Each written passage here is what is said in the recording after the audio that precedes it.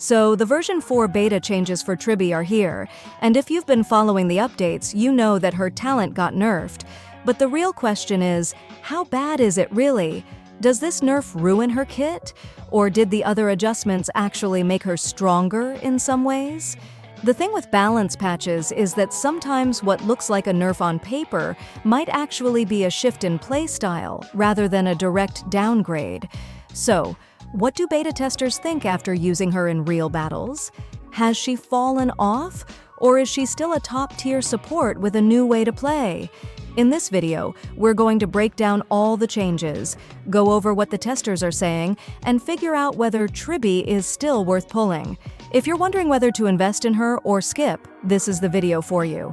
Let's get into it. For those who want the details from V4 Beta, here's a quick breakdown of the major changes.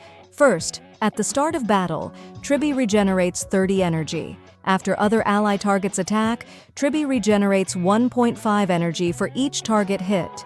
Her talent got a restriction. Before, Triby could launch follow-up attacks every time an ally used an ultimate. Now it's limited to one follow-up per character, and it only resets when she uses her own ultimate. This means no more chaining multiple follow-ups in rapid succession. Her eidolons got swapped. E2 and E4 switched places. E2 now boosts her zone's additional damage, which is great for AoE fights but not as strong for single-target burst. E4 now gives back the DEF ignore that E2 originally had, making high-investment Triby stronger again, but at a much higher cost. Now, on to the beta testers' reviews. So first things first, no raw stat reductions, which might sound like good news. But if you've been keeping up, you know that changes to mechanics can sometimes hit harder than direct nerfs. The biggest controversy? Her once powerful E2 is now E4. This basically means you now need to pull 4 copies of Triby instead of 2 to unlock the same ability. That's a massive shift in investment. For free-to-play and low spenders, reaching E2 is already a stretch, but now that same power is locked behind E4? That's a serious blow. And the question is, why did they do this? Triby's reliance on her signature light cone was already one of the highest in the game. Now, not only did she need a premium weapon to function optimally before, but her high-impact eidolon just got even harder to obtain. It's no surprise that some testers are disappointed, but here's where things get interesting. While some eidolons got shifted around, a recent hotfix actually made Triby feel much smoother to play. Before this, if you weren't running her signature light cone, her energy cycle felt awkward. She'd often be sitting there, waiting for energy to get her ultimate back up. Now, her energy regeneration is significantly better across the board, even if you're not using her signature light cone. One tester pointed out that as long as you have around 120% ER, she can instantly use her ultimate after getting hit or attacking multiple enemies. That means better ult uptime, smoother rotations, and a lot more flexibility when it comes to building her. For those who struggled to make her work before, this is huge. You're no longer forced into one specific build just to get decent results. Now, let's talk about something really exciting. Her synergy with the light cone dance. If you're not familiar with this light cone, it boosts the team's action economy by advancing allies' turns forward after the wearer uses their ultimate. Basically, it speeds up your whole squad, and it turns out that this works ridiculously well with Triby. One tester even said that this synergy might be so strong that she could get nerfed again. That's wild. But why is this so good? Because Triby thrives in multi-target fights, and with Dance, she can get her follow-up attacks cycling at a much faster rate. Pair her with another fast ult-cycling character, and suddenly you're triggering extra damage way more often. But this also leads to another concern. If Triby is performing too well in this setup, will Hoyoverse nerf her again before release? It's something worth keeping an eye on. Another notable change is how important speed has become for her kit. Before the hotfix, her damage scaling was kind of a trade-off. If she had low speed, she hit fewer times but harder per attack. If she had high speed, she attacked more often but didn't deal as much damage per hit. But now, testers are recommending a speed stat of at least 120 to 130. Why?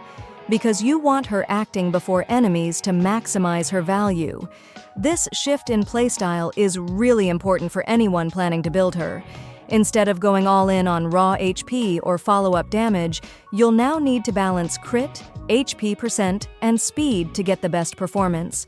Luckily, you don't need perfect artifacts, just decent rolls in the right areas, and she's good to go. For casual players, this is great news.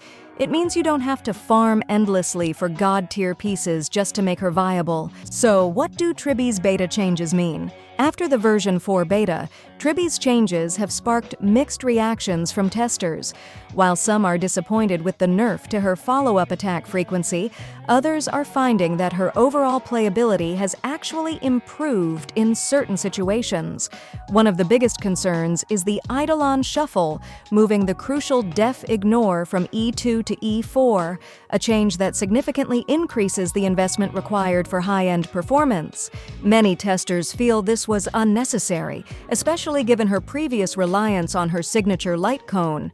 However, the Hotfix has undeniably improved her ultimate uptime and made her rotations much smoother, even without her signature light cone. She no longer feels locked into a single optimal build, which is a big win for those who don't want to wail for the best setup. Her synergy with Dance, Dance, Dance has also been a standout highlight. This interaction is so strong that some testers worry it might lead to another round of nerfs.